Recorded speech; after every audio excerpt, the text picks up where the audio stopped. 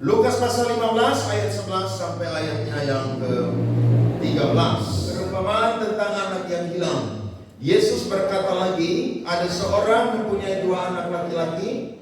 Kata yang bungsu kepada ayahnya, Bapa, berikanlah kepadaku bagian harta milik kita yang menjadi hakku. Lalu ayahnya membagi-bagikan harta kekayaan itu di antara mereka. Beberapa hari kemudian anak bungsu itu menjual seluruh bagiannya itu lalu pergi ke negeri yang jauh. Di sana ia memboroskan harta miliknya itu dengan hidup berfoya-foya. Silakan duduk kembali. Tuhan Yesus memberkati kita semua. Ya, ada orang yang direndahkan oleh Tuhan atau ada di titik terendah itu tidak semata-mata karena ujian dari Tuhan atau pencobaan yang sengaja Tuhan izinkan. Tapi dari pagi firman Tuhan ini kita belajar bahwa anak bungsu ini dia ada di titik nadir atau titik terendah dalam kehidupan dia. Itu karena dosa dan juga salahnya dia. Alkitab berkata, waktu dia masih hidup, ayahnya masih hidup, maka dia itu meminta hak warisan yang menjadi bagian dia. Bagi orang Yahudi, warisan itu tidak akan diberikan waktu orang tua itu masih hidup. Warisan itu akan diberikan ketika orang tua itu sudah meninggal. Tapi anak bungsu ini, dia memintanya, saudara-saudara. Nah, kita tidak tahu apa latar belakang dia memintanya. Tapi kita belajar firman Tuhan bahwa di ayat yang pertama dari pasal 15 ini dan ayat yang kedua, kita menemukan di situ bahwa ada sebuah hal yang membuat Tuhan Yesus itu harus menyampaikan perumpamaan ini. Perumpamaan ini disampaikan saudara-saudara supaya Tuhan ingin menunjukkan bahwa Tuhan itu mengasihi orang berdosa tapi membenci dosa. Lihat ayat pertama dan ayat yang kedua. Para pemungut cukai dan orang-orang berdosa biasanya datang kepada Yesus untuk mendengarkan dia. Maka bersungut-sungutlah orang-orang Farisi dan ahli-ahli Taurat, katanya, ia menerima orang-orang berdosa dan makan bersama-sama dengan mereka. Karena orang-orang Farisi dan ahli Taurat ini protes, makanya Yesus itu memberikan 3 perumpamaan tentang domba yang hilang, dirham yang hilang, dan juga anak yang hilang. Nah, kita tidak tahu latar belakang apa anak ini, saudara, meminta apa yang menjadi bagian dia. Nah, ini disebut, saudara, filling the gap. Filling the gap itu, saudara-saudara, adalah tidak ada cerita latar belakang apa yang membuat anak ini meminta hartanya itu sebelum ayahnya mati dan pergi ke negeri yang jauh. Tapi kita bisa ambil kesimpulan bahwa perumpamaan ini datang kepada kita pada pagi hari ini untuk kita belajar bahwa kalau saya dan saudara salah mengambil keputusan, maka saya dan saudara akan ada di titik terendah dalam kehidupan kita. Bukan karena Tuhan yang mengizinkannya, tapi karena saya dan saudara mengikuti bujukan iblis, bahkan juga kemauan saya dan saudara yang sungguh-sungguh itu tidak datang dari Tuhan. Saya coba catat. Yang pertama, ada 2 dosa yang membuat anak bungsu ini berada di titik terendah dalam kehidupannya. Dosa yang pertama adalah dosa tamak. Kenapa saya sebut dosa tamak? Karena harusnya dia itu sabar tunggu ayahnya itu meninggal baru dia minta harta. Tapi memang dia ini tamak sehingga sebelum ayahnya mati dia itu minta dulu apa yang menjadi bagian dia. Sementara kakak dia itu tidak meminta apa yang menjadi bagian dia. Dosa yang kedua adalah dosa kesombongan. Kenapa dia minta harta dia? Karena Alkitab berkata dia ingin pergi ke negeri yang jauh untuk berfoya-foya di sana. Dia sombong, dia berpikir karena dia punya banyak uang, maka dia itu akan bisa pergi kemana saja, melakukan apa saja, dan Tuhan tidak akan pernah intervensi kehidupan dia. Dia begitu angkuh, begitu sombong, karena dia tahu dia punya warisan itu tidak akan habis. Saudara, saya mau berkata, ada banyak orang yang hari-hari ini saudara sombong dengan hartanya yang banyak. Dia lupa bahwa itu semua adalah pemberian daripada Bapa di surga. Dia pakai harta yang kekayaannya itu bukan memuliakan Tuhan, tapi dia foya-foya, tidak ingat Tuhan, jauh dari hadirat Tuhan, sehingga dia berpikir Tuhan tidak akan pernah intervensi kehidupan dia. Tapi saya mau berkata lewat firman yang kita belajar pada pagi hari ini, kalau Tuhan sayang saya dan saudara, Tuhan akan intervensi kehidupan saya dan saudara. Amin. Kalau Tuhan tidak sayang kita, Tuhan akan lost kita. Seperti anak kecil yang main layangan, saudara. Dia berpikir angin yang keras, maka layangan itu ketika dilepas tambah jauh, itu akan dikagumi oleh orang. Tidak, saudara-saudara. Waktu saya dan saudara semakin jauh dari Tuhan, maka saya dan saudara akan melihat bagaimana Tuhan itu akan intervensi kehidupan kita kalau Tuhan itu mengasihi kita. Karena dia ini anak bapaknya. Apakah bapaknya pergi untuk mencari dia? Tidak. Bapaknya biarkan dia pergi. Nah, manusia tuh begitu. Kalau dia lagi enak, dia lagi fit, dia lagi kaya, dia lagi makmur, dia lagi sehat, saudara mau ngomong apapun juga dia tidak akan dengar. Dia tidak akan pernah dengar. Kenapa? Karena tangan dia lagi penuh, dompet dia lagi penuh, rekening dia lagi penuh. Tapi ketika Tuhan intervensi, apa yang ada di tangan bisa habis, apa yang ada di dompet bisa habis, bahkan apa yang ada di tabungan saudara itu bisa habis. Akhirnya Alkitab berkata, kelaparan terjadi di negeri di mana dia ada. Dan kelaparan terjadi membuat dia itu saudara kehabisan uang. Dan ketika dia kehabisan uang, maka ada 3 hal yang menunjukkan dia akhirnya saudara ada di titik terendah dalam kehidupannya. Yang pertama saya catat ayat 14. Saudara perhatikan firman Tuhan. Setelah dihabiskannya semuanya, timbullah bencana kelaparan di dalam negeri itu, dan ia pun mulai melarat. Dulu dia kaya raya, sekarang apa saudara? Melarat. Ingat ya, hidup itu seperti roda. Kadang saudara ada di atas, kadang saudara ada di bawah. Kadang saudara punya uang banyak, kadang 1.000 rupiah pun juga tidak ada. Kadang saudara makmur, tapi kadang juga saudara itu dalam keadaan yang sangat-sangat tidak tertolong. Anak muda ini, dia pergi dengan tangan yang penuh, tapi ketika Tuhan intervensi kehidupan dia ada dalam titik terendah yang pertama. Dia ada dalam keadaan yang melarat. Yang kedua, dia bekerja saudara sebagai seorang penjaga babi. Orang Yahudi itu, babi itu binatang yang haram, yang najis. Tapi saking melaratnya dia saudara, dia itu bekerja menjadi seorang penjaga babi. Dulu waktu dia di rumah ayahnya, mungkin dia tidak pernah kerja. Karena bapaknya punya banyak apa saudara? Hamba, punya banyak karyawan. Sedangkan dia ini anak bapaknya yang kaya raya, tapi di negeri yang jauh, dia ini bekerja menjadi seorang hamba. Bahkan bukan bekerja sebagai hamba yang biasa, tapi menjadi seorang hamba yang bekerja menjaga babi. Ini sesuatu yang sangat-sangat najis. Ayat 15 Alkitab berkata, lalu ia pergi dan bekerja pada seorang majikan di negeri itu. Orang itu menyuruhnya ke ladang untuk apa? Menjaga babinya. Dulu waktu dia pergi dari rumah, wangi saudara-saudara. Tapi ketika dia melarat saudara, wanginya bukan wangi parfum Bulgari, Kenzo dan lain sebagainya. Tapi wanginya adalah wangi apa saudara? Babi. Babi itu wanginya akan enak kalau dibakar saudara-saudara. Tapi kalau dia masih hidup wanginya tidak enak. Dia bekerja jadi seorang penjaga babi. Dan yang paling parah saudara, Alkitab berkata, dia ingin mengisi perutnya dengan makanan babi, yakni ampas makanan bagi, tapi dia tidak diberikan. Ini parah atau tidak, saudara? Wah, ini parah habis. Parah ini.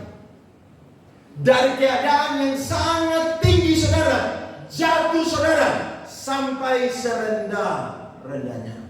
Lapar mau ngisi perutnya saja dengan makanan babi, saudara, tidak diberikan. Tapi ini baik, cara model begini, ini cara Tuhan. Makanya kalau ada saudara yang di sini yang tamak, yang sombong, ya, atau siapapun yang coba-coba saudara berkata bahwa Tuhan tidak akan intervensi kehidupan saya mau berkata, saudara akan tunggu waktunya saja. Saya sudah lihat banyak orang yang jago-jago, geng-geng, saudara. Tuhan pukul satu kali sakit, saudara, langsung menyerah. Mau jago model apapun tidak ada yang jago. Semua orang butuh Tuhan, saudara-saudara. Tidak ada satu orang pun yang tidak butuh Tuhan. Siapapun dia pasti akan butuh Tuhan. Akhirnya dalam keadaan ini, saudara, Alkitab berkata, kita perhatikan. Mari saya dan saudara lihat ayatnya yang ke-17. Lalu ia menyadari keadaannya, katanya, betapa banyaknya orang upahan Bapakku yang berlimpah-limpah makanannya, tetapi aku di sini apa, saudara? Mati kelaparan.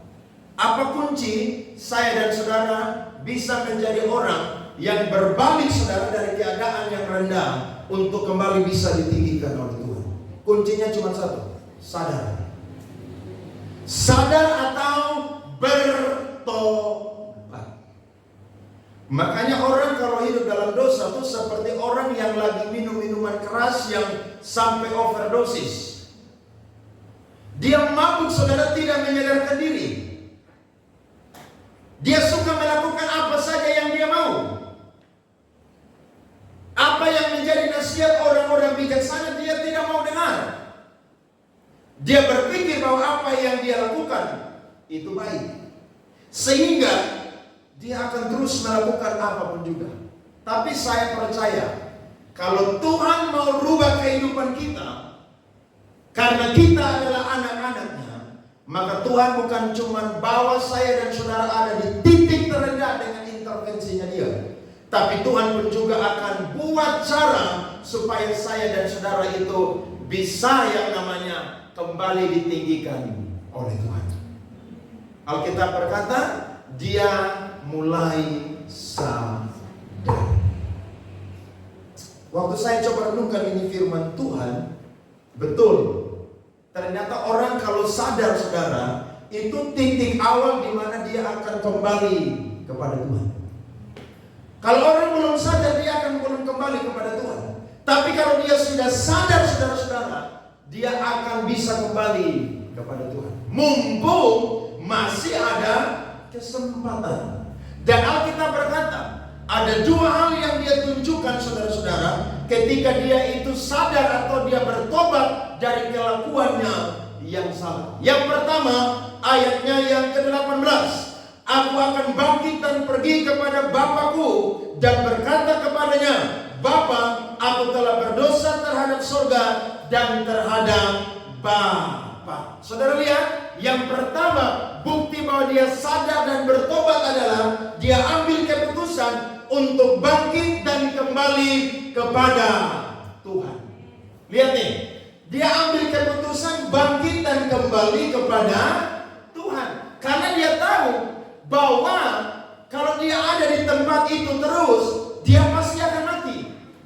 Kalau dia ada di tempat itu terus, pasti dia akan jadi budak terus. Kalau dia ada di tempat itu terus, dia akan melarat terus. Bagaimana cara dia untuk bisa berubah atau mengalami pemulihan dari Tuhan? Yakni dia harus ambil keputusan, saudara, untuk bangkit dan pulang kembali ke rumah dia. Dia belum pulang, tapi yang ada di pikiran dia adalah dia harus tinggalkan tempat ini dan dia harus ambil keputusan untuk bangkit dan pulang kembali ke Bapaknya. Pertobatan bukan cuma sekedar omongan, tapi pertobatan itu harus ditunjukkan dengan sikap saya dan saudara yang menunjukkan bahwa kita itu mau bertobat. Ada orang yang sakit gak pernah datang gereja, Tuhan pukul dia sakit.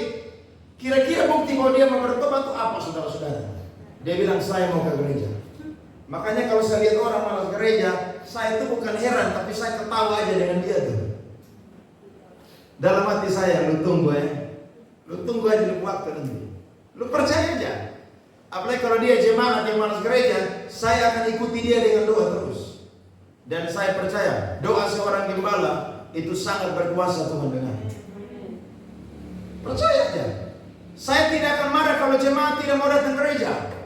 Karena ingat, gereja ini bukan pekerjaan kantoran yang mengikat saya dan saudara. Saudara mau gereja dimanapun juga, itu tidak mengikat. Tapi kalau sampai ada orang yang terdaftar atau berjemaat di gereja yang tidak mau gereja dengan rajin, setia, malas, ogah-ogahan sengaja, saya tidak akan pernah marah. Kalau dulu waktu saya jadi gembala baru rintis 1, 2 tahun, 3 tahun, saya gak marah kalau jemaat tidak datang gereja. Tapi kalau sekarang saya cuma kasih ingat, kenapa tidak datang gereja? Saya cuma tanya, saya bilang datang gereja aja. Nanti kalau dia tidak mau datang, saya akan biarkan dia seperti anak kecil yang sedang main layangan. Semakin jauh layangan itu dilepas, saudara, waktu dia putus, engkau kejar akan semakin apa? Jauh. Iya dong. Kalau saudara main layangan cuma di atas plafon ini, waktu dia putus, saudara kejar apa? Kenapa? Dekat. Tapi kalau dia semakin jauh 5-10 km, waktu dia putus layangan itu, saudara akan kejar sampai ngos-ngosan, sampai capek. Jadi kalau ada orang yang malas-malas, saya tinggal tunggu waktu aja, nanti dia WA. Bagem, tolong doakan saya lagi sakit. Dan sebagai gembala, saya akan doakan. Kalau masuk rumah sakit, saya akan pergi kunjungan. Kenapa? Karena sejahat-jahatnya, sekeras-kerasnya hati seorang jemaat, dia tetap apa, saudara? Jemaat. Ada amin? Saya harus ada di situ. Karena sebagai gembala, saya punya tugas adalah menjaga kawanan domba Allah. Itu tugas gembala. Tapi kalau ada di titik itu, pasti saya baca, saya akan ketawa-ketawa. Surasa lu tahu kan? Tuhan kalau mainkan orang tuh gampang sekali. Kitanya apa, saudara? Debu atau besi? Debu kan?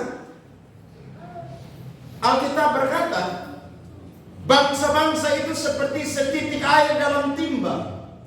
Pulau-pulau itu, saudara, seperti debu. Nah, saya dan saudara pun juga adalah seperti debu.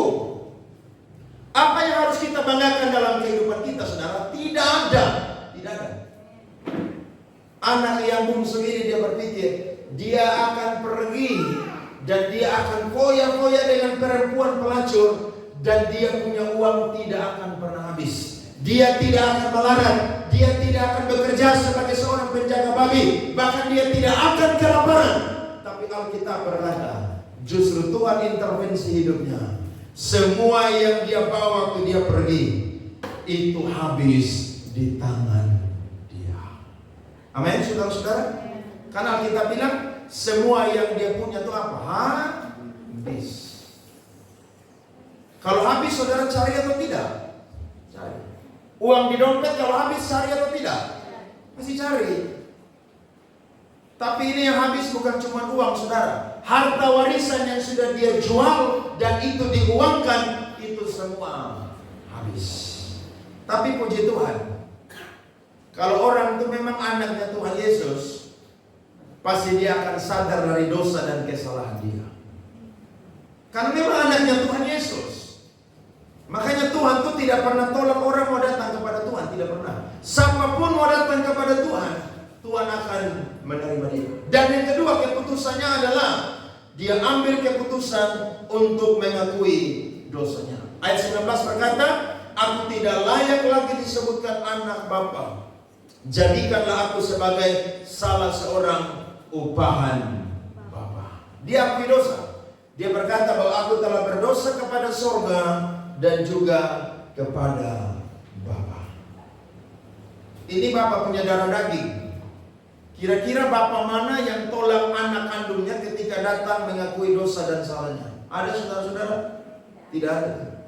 Sejahat-jahatnya Bapa di dunia, kalau anak mengakui dosa dan minta ampun, saya yakin dia pasti akan memaafkannya. Anak muda ini dia belum berangkat, tapi dia sudah rancang 2 hal yang harus dia lakukan supaya waktu dia berjumpa dengan ayahnya, dia akan mendapatkan keadaan yang baik dari ayahnya. Sekalipun mungkin itu tidak sama seperti dulu waktu dia jadi anak bapaknya, tapi minimal dia sudah diterima kembali dalam rumah. Bahkan dia mau dipekerjakan jadi budak pun juga, dia akan apa saudara? Mau. Tapi kita lihat ayat 20, firman Tuhan bilang apa di sana? Maka bangkitlah ia dan pergi kepada bapaknya. Ketika ia masih jauh, ayahnya telah melihatnya, lalu tergeraklah hatinya oleh belas kasihan. Perhatikan, ayahnya itu berlari mendapatkan dia, lalu merangkul dan mencium. Saudara lihat, apa yang ada di pikiran dia berbeda dengan tindakan ayahnya dia. Dia pikir nanti dia sampai rumah, dia masuk rumah, ayahnya tuh sidang dia, hakimi dia. Tapi ternyata justru berbalik, saudara-saudara. Waktu ayahnya lihat dia, justru Alkitab berkata, dia punya ayah itu saudara, melihat dia, tergeraklah hatinya oleh belas kasihan. Kemudian ayahnya lari mendapatkan dia, lalu merangkul dan mencium dia. Ada 3 tindakan aktif: berlari, merangkul, kemudian apa saudara? Mencium. Dia keluar dari rumah saudara, pakaiannya necis. Dia keluar dari rumah saudara, wangi. Tapi waktu dia pulang saudara, pakaian compang-camping. Waktu dia pulang saudara, badannya bukan bau parfum Kenzo, Bulgari, ya, dan lain sebagainya, tapi badannya bau babi. Tapi lihat, ayahnya ini adalah ayah yang sungguh-sungguh punya kasih yang sejati. Dia lari saudara, dia rangkul saudara, kemudian dia cium. Siapa yang terima saya dan saudara waktu saya dan saudara hancur-hancuran? Suami, istri, orang tua, keluarga besar, lingkungan, teman, sahabat? Tidak ada.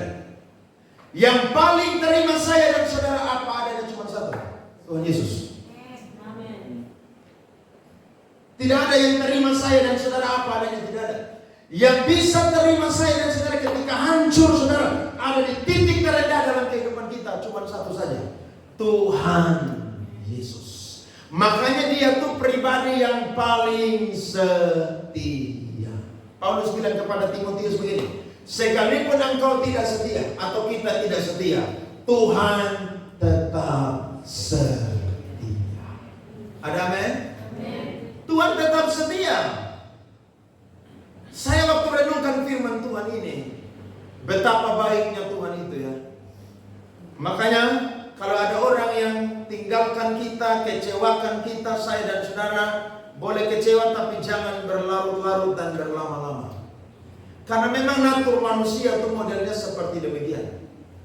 Waktu ini anak keluar rumah, dia berjumpa dengan teman-temannya, dengan perempuan pelacur, semua dekat dengan dia, bergaul dengan dia.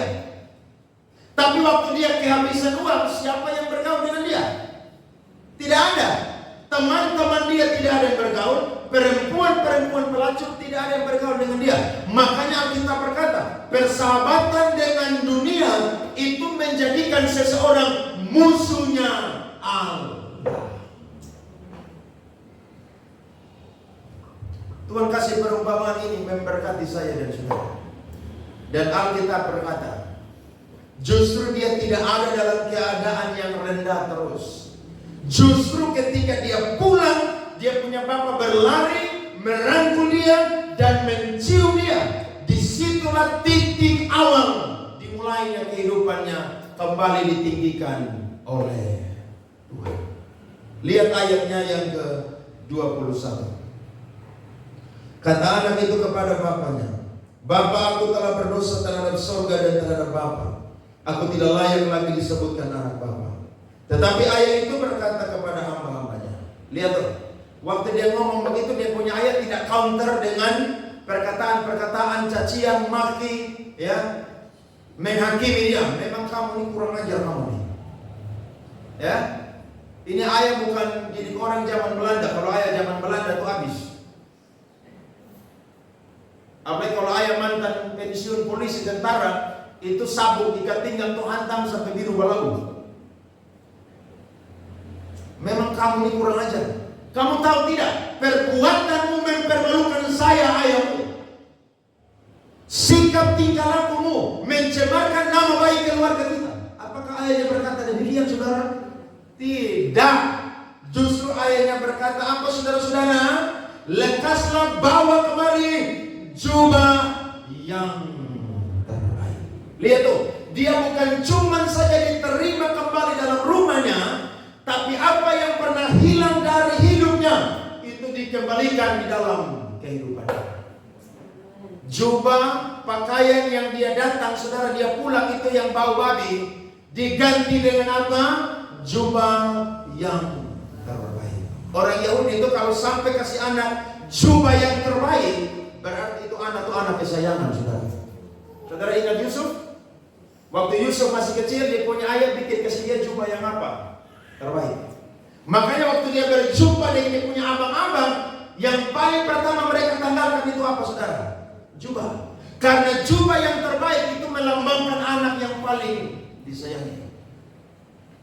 Tapi Alkitab berkata, waktu Yusuf jadi perdana menteri di Mesir, jubah yang pernah hilang dari hidup dia, itu Tuhan ganti kembali. Nah, anak yang terhilang ini juga, saudara, waktu dia pulang dengan pakaian yang berbau babi, saudara, itu diganti dengan apa? Jubah yang terbaik. Wow, itu sebuah penghormatan yang sangat luar biasa. Yang kedua, Alkitab berkata, saudara-saudara, pakaikanlah itu kepadanya. Kemudian kenakan apa? Cincin pada apa? Jarinya. Kalau seseorang pakai cincin pada jarinya, itu melambangkan selain tongkat itu adalah lambang kekuasaan. Dia berpikir bahwa harta yang sudah menjadi bagian dia, yang sudah dia ambil, yang sudah dia habiskan, itu sudah habis dan dia tidak dapatkan lagi. Tapi justru Alkitab berkata, semua yang bapaknya punya, itu juga dia punya. Makanya satu pujian bilang apa? Kaulah segalanya di dalam hidupku. Apalagi, saudara? Kerajaanmu, kebenaranmu. Apa, saudara? Itu bagian. Apa yang Bapa punya di sorga, waktu kita menjadi anaknya dia, itu juga semua kita punya. Cincin dia yang sudah hilang, yang sudah dia jual, saudara, itu diganti, saudara-saudara, dengan cincin yang mahal dan terbaik. Dia bukan cuma kehilangan hartanya pada waktu itu, tapi justru dia dikembalikan hartanya. Bukan apa yang menjadi haknya dia yang hilang saja, tapi semuanya yang bapaknya punya itu, saudara, dikembalikan kepada dia. Bersyukur atau tidak, saudara? Bersyukur. Dan yang ketiga adalah, saudara-saudara, Alkitab berkata, dan sepatu pada kakinya. Berarti anak ini, saudara, waktu dia pulang, dia tidak bawa apa-apa. Sampai-sampai kasut yang ada di kaki dia itu, saudara, itu tidak dia pakai.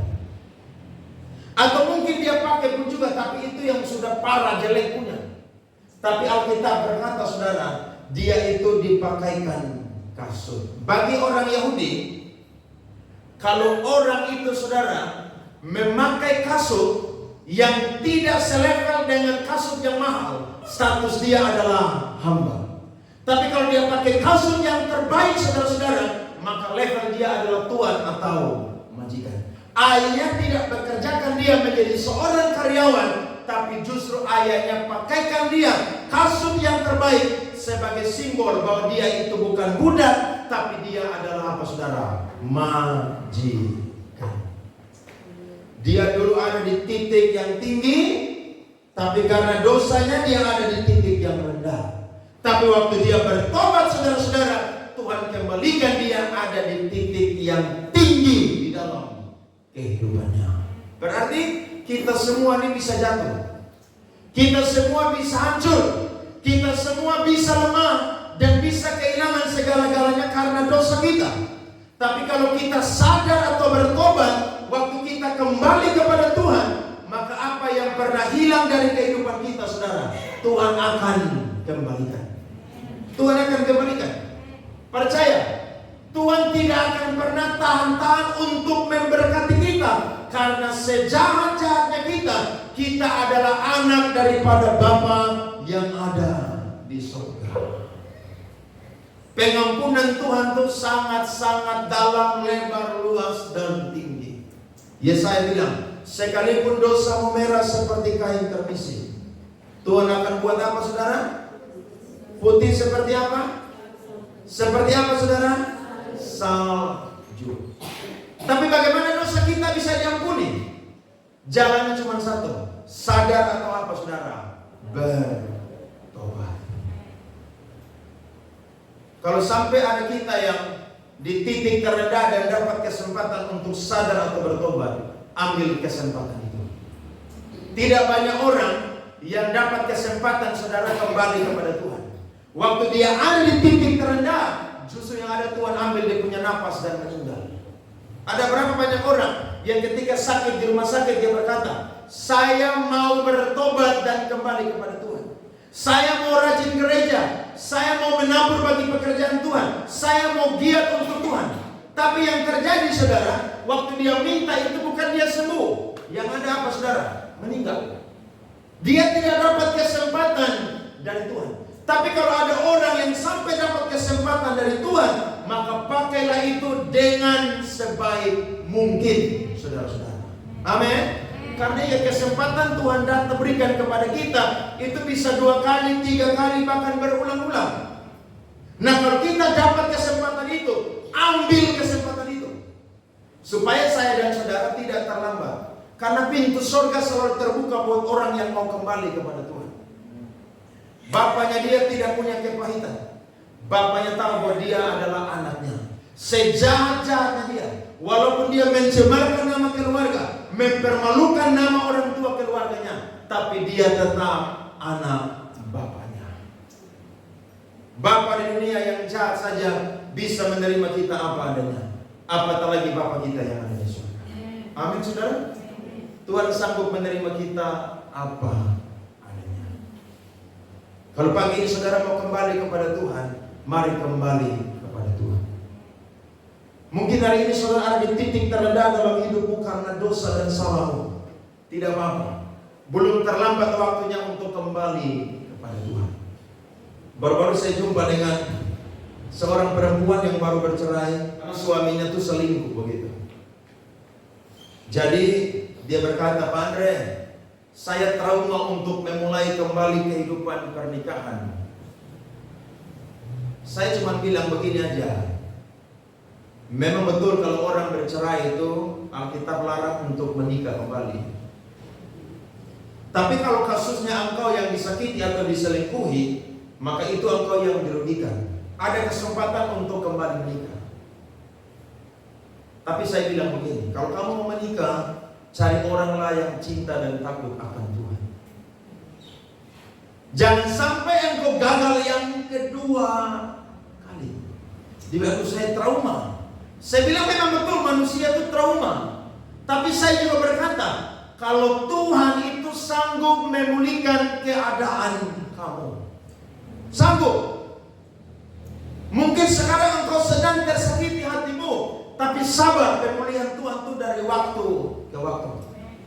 Engkau kan masih muda, umur baru 34 tahun. Masa engkau tidak mau menikah? Engkau rugi. Menikahlah. Tapi harus dapat pasangan yang cinta Tuhan. Jangan kamu dipilih di diskotik sana yang sama begitu. Nanti akhirnya kamu juga begitu. Jangan cuma lihat dia punya harta, lihat dia punya hati, cinta Tuhan atau tidak. Kalau dia cinta Tuhan, percaya, dia rajin kerja, dia diberkati Tuhan. Tapi kalau kamu cuma lihat tampang, lihat uang, nanti kamu gagal. Dan saya mau bilang begini, kamu tidak perlu minta ampun berulang-ulang dengan Tuhan.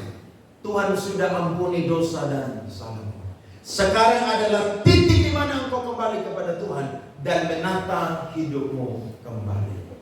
Tuhan terima kamu apa adanya. Tapi waktu Tuhan terima kamu apa adanya, tinggal stop di situ. Kamu harus kembali perbaiki kehidupanmu dan berikan yang terbaik kepada Tuhan. Dan Alkitab mencatat, saudara, dia bukan cuma dapat jubah, bukan cuma dapat cincin, bukan cuma dapat kasut. Tapi di ayat selanjutnya kita baca, saudara-saudara, ayahnya bikin pesta untuk anak bungsunya. Lihat tuh, Bapa di dunia aja, saudara, model begitu. Apalagi Bapa kita yang ada di sorga. Karena Tuhan bilang begini, satu orang pernah hilang, tapi sekarang satu orang telah kembali dan kembali kepada Tuhan. Satu orang bertobat, sorga itu, saudara, berpesta, bersuka ria. Dulu kita orang berdosa, kita orang jahat. Waktu Adam dan Hawa jatuh dalam dosa, saya dan saudara sudah tercemar oleh dosa. Tapi waktu kematian Kristus, saudara-saudara, itu membuat saya dan saudara itu kembali dijadikan anaknya Bapa di sorga.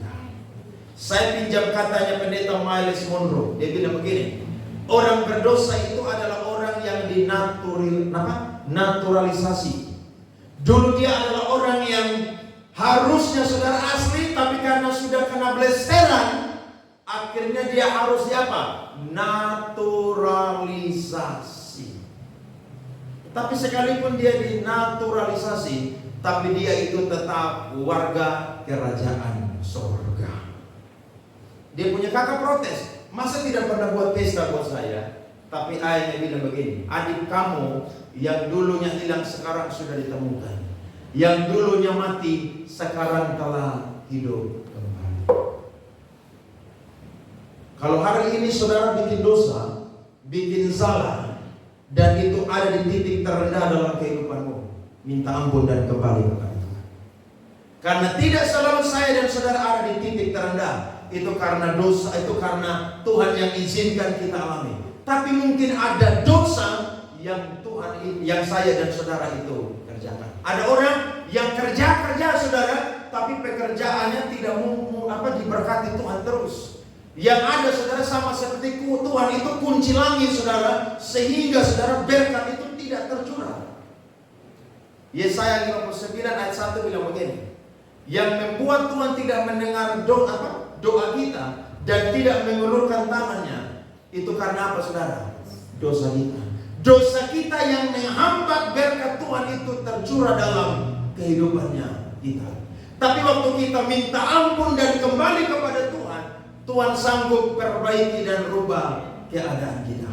Ya, jadi kadang-kadang mungkin saya dan saudara lagi buat dosa dan berkat-berkat Tuhan itu tertutup dalam kehidupan kita, macet dalam kehidupan kita. Ini waktunya kembali kepada Tuhan. Kalau engkau mau pekerjaanmu diberkati, kembali bertobat kepada Tuhan dan kembali cinta Tuhan bekerja dengan baik. Kalau engkau mau hidupmu diperbaiki oleh Tuhan, diangkat oleh Tuhan, mari bertobat dan kembali kepada Tuhan. Kalau engkau ada di titik terus itu, saudara tidak akan mengalami pemulihan daripada Tuhan. Tapi waktu kita kembali kepada Tuhan, tanda kita bertobat, Tuhan akan ubah kehidupan kita, saudara. Dari yang paling buruk sekalipun, itu menjadi indah, luar biasa, istimewa di hadapan Tuhan. Amin, saudara-saudara. Saya harap pelajaran firman Tuhan yang praktis, yang sederhana, memberkati saya dan saudara. Kita kadang-kadang ada dalam keadaan yang rendah karena dosa dan salah kita. Tapi tidak apa-apa, sadar dan kembali kepada Tuhan. Saya yakin berkat Tuhan akan kembali hadir dalam kehidupan kita. Bahkan promosi peninggian dari Tuhan itu akan datang kembali dalam kehidupan kita. Tuhan berkati kita semua pagi hari ini dengan kebenaran firman Tuhan. Mari kita bangkit berdiri untuk kita terima roti dan anggur perjamuan kudus pada pagi hari